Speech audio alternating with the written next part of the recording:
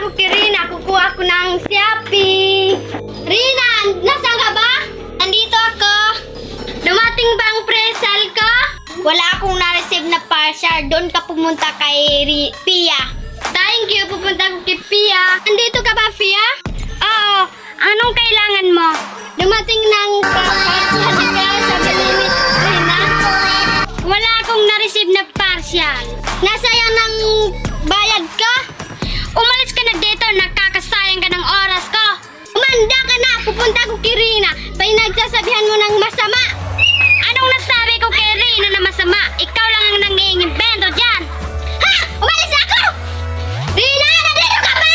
Bakit mo ako sinisigawan sa pamamahay ko? Kasi sinabi ni Piang, masama ka daw. Nasaan si Pia? Nag-aayos pa ako ng buhok tapos dinidistrobo niya pa